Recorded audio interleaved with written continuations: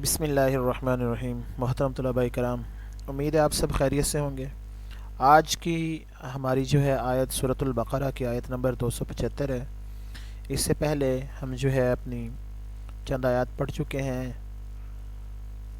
تو آج ہم دیکھیں گے اس کا لفظ بائی لفظ ترجمہ اور بامحاورہ ترجمہ۔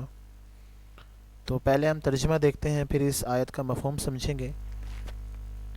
الذین، وہ لوگ یا جو لوگ یأکلون کھاتے ہیں الربا سود، لا یقومون نہیں کھڑے ہوں گے الا مگر کما جیسا کہ یقوم کھڑا ہوگا الذی وہ شخص جس کو یتخبطہ الشیطان پاگل کر دیا ہو یا حواس باختہ کر دیا ہو جن نے من المس چھونے کے ساتھ۔ شیطان سے مراد یعنی جن یہاں پہ ہم لیں گے۔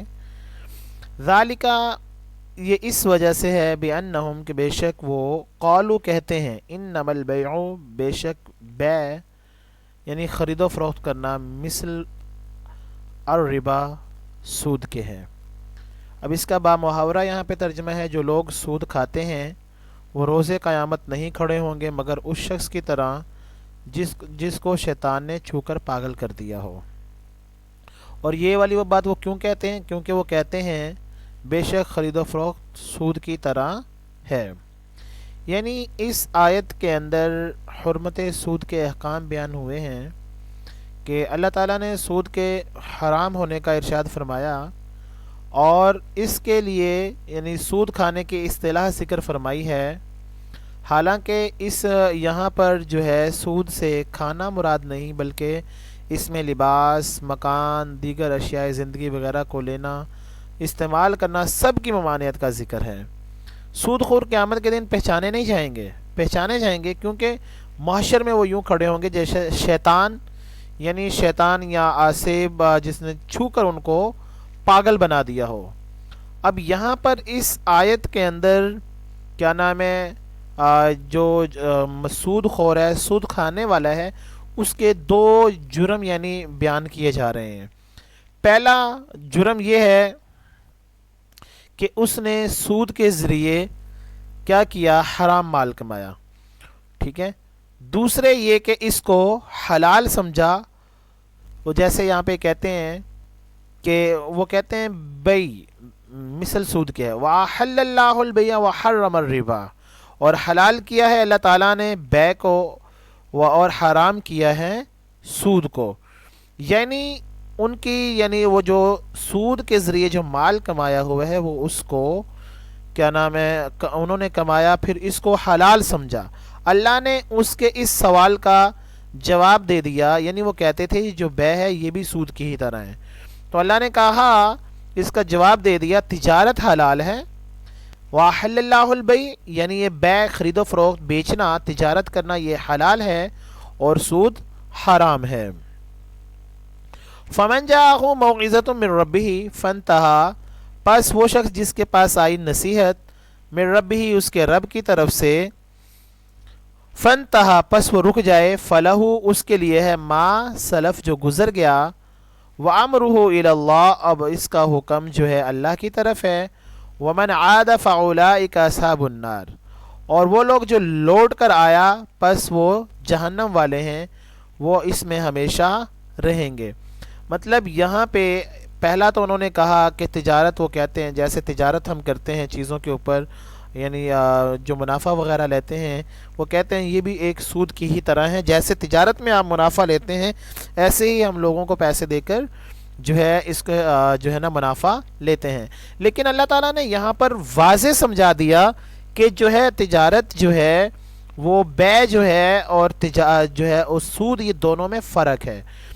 سود جو ہے وہ حرام ہے، تجارت خرید و فروخت کرنا جو ہے وہ حلال ہے۔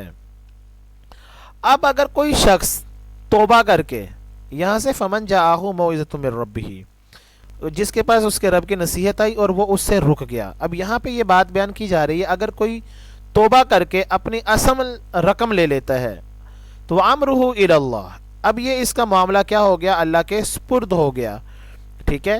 اگر یعنی وہ دل سے معافی مانگ لی اس نے تو اللہ تعالیٰ بھی اس کو معاف کرنے والا ہے، اور ومن عاد فاولئک اصحاب النار، اگر وہ دوبارہ یعنی معافی مانگ لی پھر دوبارہ سودی معاملات میں مشغول ہو گیا تو اس کی جو ہے اب ہمیشہ کی جو ہے نا وہ جو جگہ ہے وہ اس کی جہنم ہے، اور وہ ہمیشہ اس کے اندر رہے گا۔ یعنی انسان صدقہ خیرات کرے تو یہ مال آخرت میں ہمیشہ کی نعمتوں اور راحتوں کا سبب بنے گا، جس میں کوئی شک و شبہ کی گنجائش نہیں ہے۔ اور سودی جو مال ہے آخرت میں یہ کوئی کام نہیں آئے گا، بلکہ وہ آخرت میں بھی اور دنیا میں بھی یعنی اس کے لیے کیا بن جائے گا، وبال جان بن جائے گا۔ یعنی اب یہاں پہ یہ جو ربا کی بات ہوئی ہے نا، ربا کے معنی ہوتے ہیں اضافہ، بڑھنے۔ اس کی یعنی دو صورتیں ہیں۔ ایک پہلی صورت یہ ہے کہ جسے ہم کہتے ہیں ربا نسی اور ربا الفضل، مطلب اگر کسی شخص نے کسی بندے کو 50 روپے دیے 6 مہینے کے لیے، اب وہ قرض دینے والا اس کو کہے اگر 6 مہینے سے تو نے زیادہ مجھے تاخیر کر دی تو ہر ماہ تجھے 1000 روپے مجھے اضافی دینے ہوں گے، ٹھیک ہے، اور اصل رقم 50,000 اپنی جگہ پر رہے گی، اور لیٹ ہونے کی وجہ سے ہر مہینے کا کیا ہوگا، جو ہے 1000 روپے اضافی دینا ہوگا، ٹھیک ہے۔ یا وہ اسی طرح کہتا ہے کہ چاول مجھے میں اب چاول دے دیتا ہوں، اب جیسے چاولوں کی موسم ہے آگے، جب جو ہے نا سردیوں میں جب چاول پک جائیں گے تو تم نے کیا کرنا ہے، مجھے بجائے 1 بوری کے 1.5 بوری دے دینی ہے۔ اب اس کو کیا کہتے ہیں، کمی بیشی کے ساتھ یہ اب یہ جو کمی بیشی کے ساتھ یعنی جنس کے ساتھ جو کمی بیشی کے ساتھ لین دین کرنا ہے، یہ سود ہے۔ دوسری اور اسی طرح ایک اور اس کی جو ہے صورت آتی ہے، مطلب جسے ہم ربا الفضل کہتے ہیں، مطلب جیسے 6 چیزوں کے حدیث کے اندر بیان کیا گیا ہے کہ آپ ایک اچھی قسم کی گندم دے دیں، دوسری ردی قسم کی گندم ہو جس میں مطلب وہ اچھی نہ ہو۔